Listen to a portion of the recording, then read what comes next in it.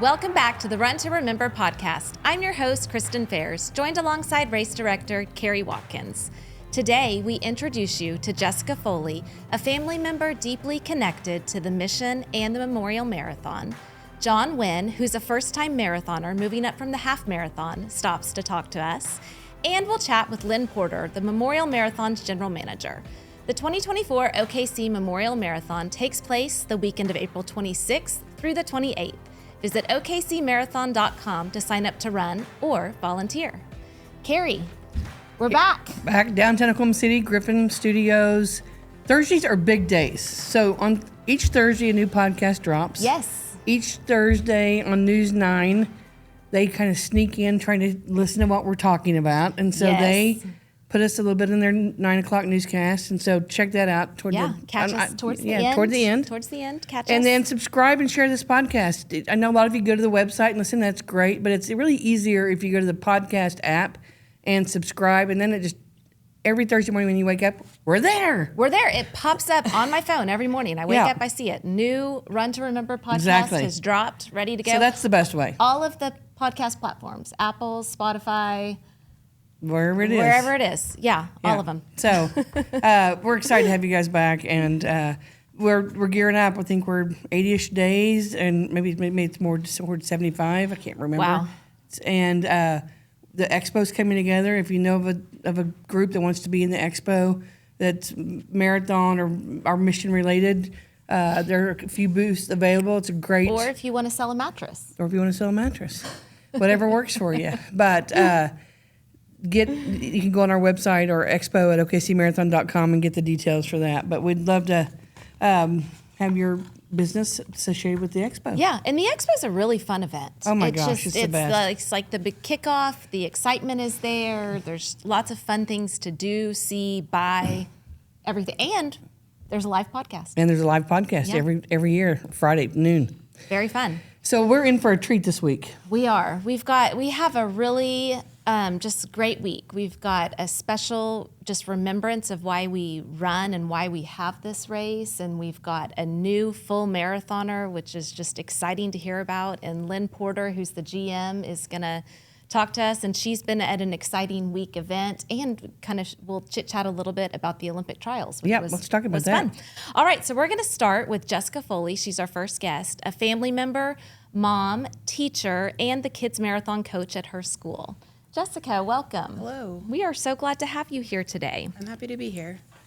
Tell us your story, Jessica. Your mom died in the bombing, was killed in the bombing. Tell us, you were 10, right? I was 10. I have one older and 3 younger siblings, and we were all at school, just going about our normal day, and then the bombing happened, and we spent a week of everyone distracting us and doing all the things, trying to keep us busy, and after that, we found out what happened, and then it just changed everything. Did you have any idea? I mean, you knew your mom worked in the building. Right. We knew because we used to go there. Right. When you have sick days or take your kid to work, like the recruiting battalion was where we went. So we knew she was in the building, but we didn't know what happened. So tell us what your mom's job was. She was a master sergeant in the Army. She was in the recruiting battalion. I'm not sure what her exact job was. I just know she was really cool. Yeah. The stories I read about her and what I've seen has been very incredible. And, any mom of 4 has got to be a pretty special lady. Mom of 5. Five. That's right. That's right. Yeah. Brownie troop leader. She was a Boy Scout mom. She did our homework every day with us. She made being a mom, that was my goal. Sorry. is to be like my mom. That's awesome. Yeah. And that's why we run this race. Right. It's not a typical marathon. It is because of people like your mom, Jessica. Yeah. And now fast forward to 2024, you're shaping the lives of 10-year-olds and below. Yeah. And I think about that last year when I came to watch your assembly and thinking you at that very innocent, hard age that your life changed, you are making an influence that could make me cry. Literally, that I watched you handle these young kids' lives and how much they looked up to you. It was a game changer for me. Not far from downtown Oklahoma City, but many of them haven't seen downtown Oklahoma City. Right, and so when we do the race, that is the really cool part about it is having 130 children who otherwise know nothing about downtown besides the Devon Tower, because we can see that from our school. Yeah. And so when you tell them we're going by the Devon Tower, this is where this happened, and it puts it into a different perspective for them. And they learn the story of the bombing. They learn the story of the bombing. They play what they called it, Find My Mom's Chair. That was a game they asked if we could play this year, because to them it was really cool to be able to search and find it, and they were excited when they found this woman's chair that her picture is hanging up in our building. So and her daughter's their teacher, their coach. And I'm like, hey. So how do you, because you told me, we were chatting before we started, so you teach kids K through 4, correct? Yes. How do you kind of introduce them to the story of the bombing? Well, first I'm trying to think how it started. It is a social studies standard for third grade. Yeah, okay. Yeah, and so once third graders start hearing about it, because we teach it in an age-appropriate way, and and then once the third graders hear about it, then it's also fourth grade. So we teach them, but they have younger siblings. Right. And then once they sign up for the race, the younger siblings want to, and then the parents who remember what happened also start talking to their kids about it. So it furthers the conversation and keeps the memory of the 168 alive. We wrote a book many years ago when we first opened the museum, and it was written by elementary teachers and counselors on our education committee that told this story in an age-appropriate way.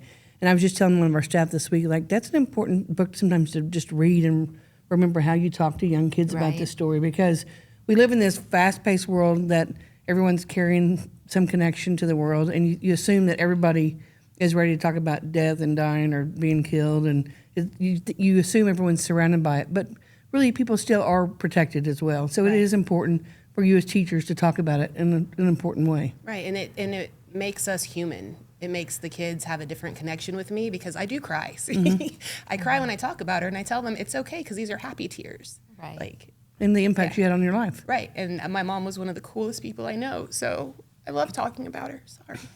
Talk to us about Friday nights in your house. Friday nights in our house was nacho night, and it's still nacho night. Like, I love that. I do too. And then how many years ago was it that we got the piece of art? Well, I think it was 2019. 2019, and the student that drew 2020, painted it, and she painted the nachos on there, and I don't know how she knew we had nacho night, that it was just She read your story in the museum. Oh, wow. My So mom these made kids sure. from Broken Arrow did this art project. I'll never forget it. It was one of those moments that will stick with you for life. Yeah.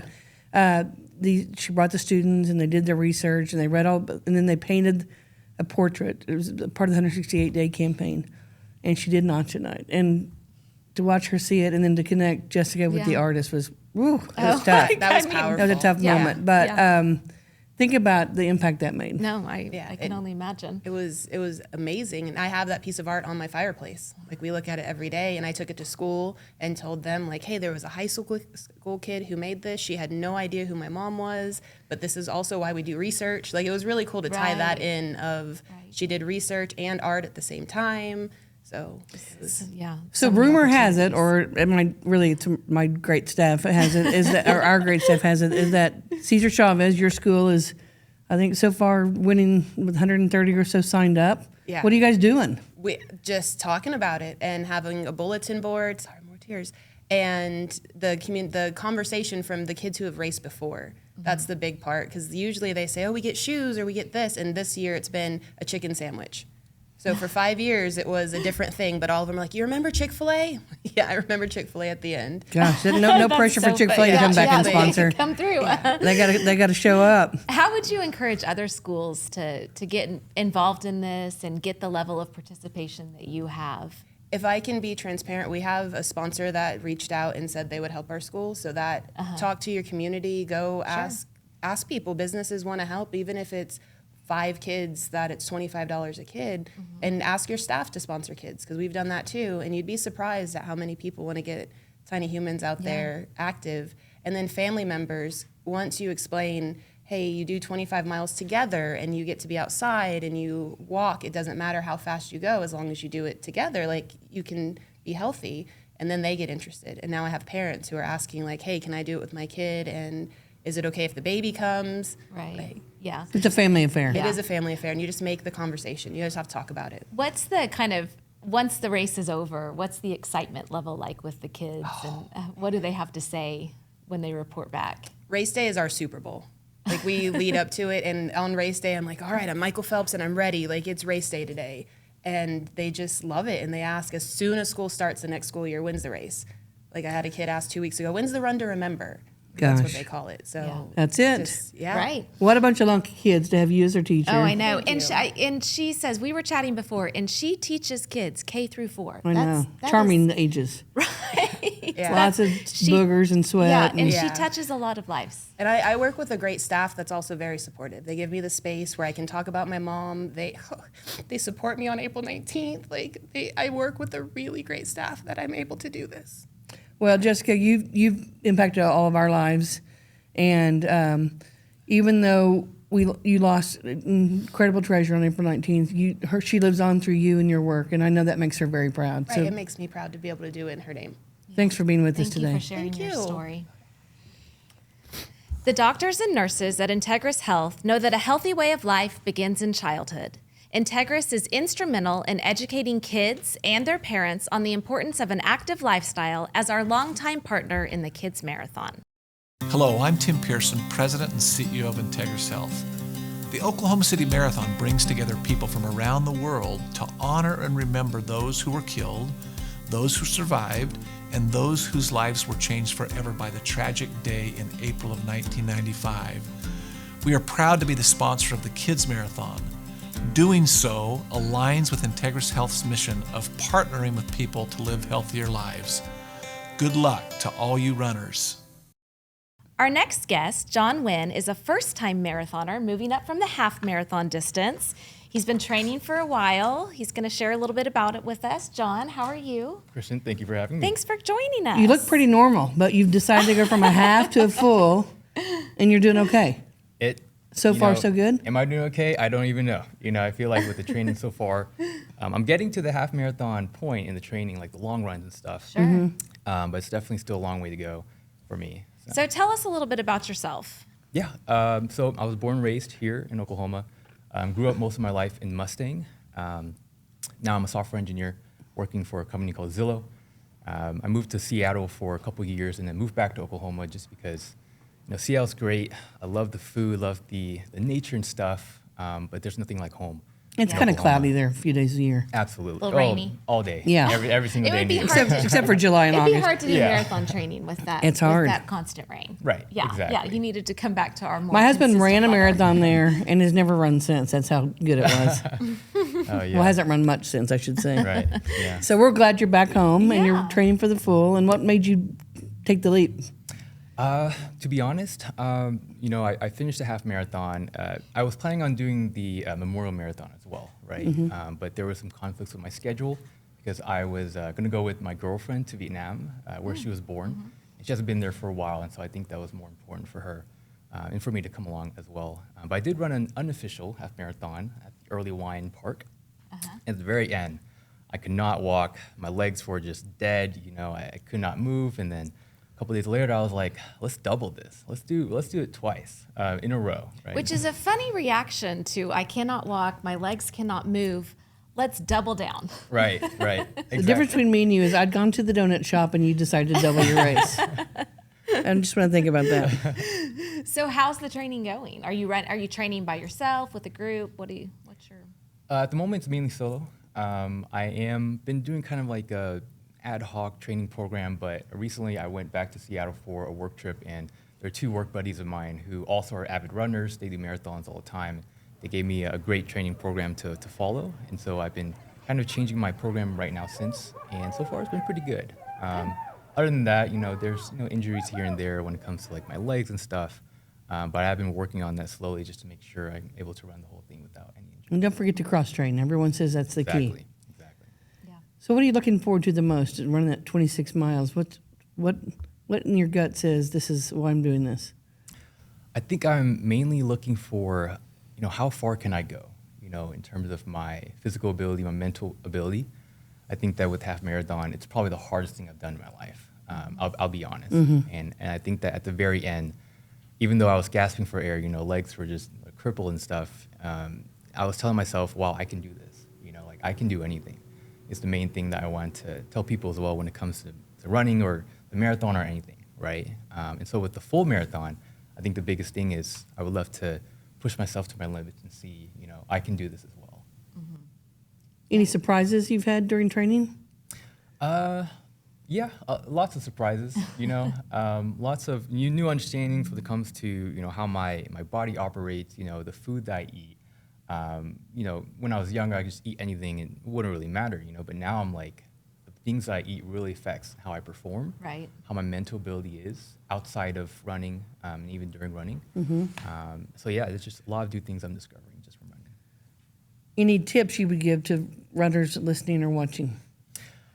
Biggest thing has to be rest. I have made the mistake of pushing myself a little too hard, out of, eagerness and just excitement and stuff. But I think the main thing is to make sure your body's rested as much as possible, so you don't get any injuries and stuff. Yeah, I know it's sometimes counterintuitive, but you really do have to let your body recover. But you feel like to run 26.2 miles, I need to do more, but it's not necessarily true. You might wind up injured or something like that. Yeah. So that's a hard one. Have you started training your nutrition as you run and practicing foods along the way and that kind of thing? Yeah, I've been experimenting. Found anything you really like, or I have. found some things that you don't like? Yes, I have something I love and also don't love. I've been doing a ketogenic diet. So basically just limiting the amount of carbs I eat to be in ketosis. How the scientific way it works, I won't go into into detail. But I think the thing with that is, I feel like it's helping me control how I eat. I love snacks, I love candy stuff, but I think it does get in the way when it comes to performance. So I think having something like that has helped me improve my running. The only thing I don't like about that is I don't eat carbs, and so the running is a lot harder. Yeah. Oh, yeah. So I've been experimenting with How you fill that gap? exactly right. Maybe eating carbs before I run, something like that has been helping recently. So it's all a journey, lots of experimentation. Yeah, it lots of- is. It's lots So- of trial and error. What did you try that you didn't like? Sorry. What did you try something that you said that you didn't like? It was a keto diet Okay. too. Yeah, Okay. yeah. It's a love-hate. Right, it's a love-hate relationship. Okay. I love the diet itself. I feel like I'm full longer and stuff. It's just performance-wise, it is harder to run. Yeah, you but we're- definitely need the carbs to run. Exactly. Yeah. we're Especially figuring those some long things out. distances. Yeah. Yeah. Well, I'm excited that you're taking the leap from the half to the full. We'll check in with you We will periodically. check in with you, and I am looking forward to seeing you at the finish line. Absolutely. Yeah. Look forward to see y'all too. Good Thanks. luck. Thank Thank you. you. Lynne Porter is the Memorial Marathon General Manager, and she joins us today. In addition to this being Lynne's second year as the GM, she's also a longtime runner, having run Chicago, New York, and Grandma's half marathons in recent years. Lynne, we're back. I know. You And came she's back. training for the Boston 5K. Just the 5K. Boston Not 5K. the Boston Marathon, but the that's 5K. exciting. So. She's going to go up and work Boston for us, and you get to run a 5K. So she's back on the streets. How much fun. You can go with her if it's you want, gonna be Kristen. amazing. I would do. Yeah. Carrie, don't tell me that twice. Yeah, we have I'll to, be up there. cheer on Chris there. So Chris Fleming Yeah, is yeah. running. And we've got some fun things we'll talk about. But the president and CEO of Boston is coming here March 6th. He just retired, actually, but he long time had that job. You remember him, Tom Grell. Yeah, we talked to him we last talked to year. him last He'll year. come back. Uh-huh. But we're going to do a reception at the museum on March 6th, Wednesday night. And anyone running Boston or who wants to pick the brain of the Boston maniac, I mean, he's a genius. And he did lead them through their worst days. And Yeah. so He talked about that last he talked year. about that, and he'll talk about it again. But anyway, Lynne's going to go up and represent the Memorial Marathon, and you get to run a 5K if you want. So That sounds like yes. fun. isn't that awesome? Yeah. Yeah. So, there and you Lynne, go. you're just back from the Running USA conference. Tell us about that. I am. Well, it was great. It first started off with, we had some Olympians, some elite athletes that first talked to us at the Running USA conference. And one of them was Dakota Lindworm, and she was third place Yes. in the Olympic trials that I got to watch, which was amazing. The energy from the crowd, and to see these elite runners and the time that they run in the marathon is like my half marathon. Oh, It's I know. like- It's just crazy fast. And just, seeing the energy of the crowd, people young and old, Right. families together. And the stories great. there and the underdogs and just, I mean, it was Yeah, just, it's yeah. been really fun to follow that. It really along. has. Yeah. Yeah. What else did you learn at Running USA? Well, A lot of it, some of the trends is there's a lot of talk about weather, and that really with the Olympic trials was one of them too. They originally scheduled those for 12 o'clock at noon, and they moved it back to 10 because the weather was going to be bad. You have the Twin Cities Marathon this past October in Minnesota had to cancel due to the heat conditions. We have a great system in place, a flag system, going from green to good to black to not safe for runners. So that is something that a lot of races are looking at, and how they communicate with runners to let them know that, hey, we may, there might be a delay or something like that. So a lot of talk about that, and then also having races be more sustainable and greener. So making that, looking at that carbon footprint and what can we do to be a greener race? And we The have beauty a of great, these plastic bottles. Yeah, we have a great marathon green team, and we do recycle, we compost, we donate leftover food, event shirts are donated. A lot of things that we do to try to reduce our carbon footprint, and there's more things that we can look into into making it safer environment in our community. So this really is like the race directors from all over the country. Yeah. And you sit around round tables and there's great speakers, and you pick each other's brain. And, Lynn or I would go with a list of questions, and they learned a lot, I think, this year. What a great resource. Yeah. So just touch base on a couple of those. Weather, we do tackle that every year in Oklahoma. Yep. It's Is not what a it is. surprise. It is Yeah. what it is. And so I think one of our earlier guests talked about this, Mark Hansen or someone. The first marathon, we started at 7 a.m. Yes. And which is when most marathons start at a normal time, if you call 7 normal. But 6:30 is not as normal. But we do that because it heats up here so quickly in April. And people ask, well, why can't you do it at 7 or whatever? A couple years ago, you remember we did the 2 start times, and people were so happy to be in that first one. But, Yes. but the weather was cooperative. We have a weather person on our team. News 9 will help us with that as well. But they're looking at the whole metro area. Our weather guy is focused on our 26 miles and helps make those decisions. As Lynn said, we've never had to call black. Hope we never do. Right. But we're always worried about it. And so if you're a runner and you're like, oh, what about the weather? You can mark that off your list. We're worried about that for you and handling it. Right. And you'll get a text. You'll see a flag. It will be communicated to you. Yeah. And then the other thing we talked about was, that, like you said, the green team, great green team with Downtown Oklahoma City, and our volunteers who recycle. Oh my gosh, they take stuff you can't even believe. And Yeah, and we talked about this on the podcast last year. So we did a deep dive into the recycling that goes on at the marathon. Things that I was completely unaware of that are just being taken care of behind the scenes. right, and it's hard for those volunteers because they don't necessarily. Lynn and I talked about this week. They don't get to be on the finish line, putting medals on all the people crossing. right, They're doing the right. hard, dirty work behind the scenes. Right. And these are great people who specialize in this and make a great effort to really make our race better, and make it better for us and for the environment and for our community. And that they're really special folks who do that. And so we're grateful for that. Yeah. Have you noticed any trends in our race this year? Anything in the registration is going? We're about 5%, 7% above what we were at this same time last year. And about 60% new people, which is great because in Running USA, we were talking about how do you recruit new individuals to get here. So I think that we are a very unique race, and people see that and they want to be part of it, and they realize that, we are a supportive community. So When you hear that's stories been like great. Jessica's, Right. you're like, oh, yeah, gosh, you're inspired to come. You really are. Yeah.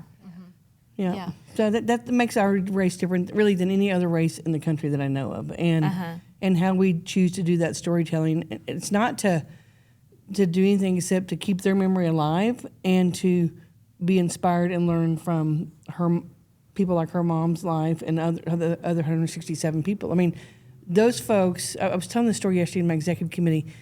Those folks were working that day, doing their Right. very best work wherever they were, Yeah. and someone came and decided he'd make an attack on the government. And these are folks who were doing mostly federal jobs or using a service of the federal government. And so you look at where we are in the world today, and we're not political, but we have to figure out how to come to common ground. And so when you see Run to Remember, I think that is something.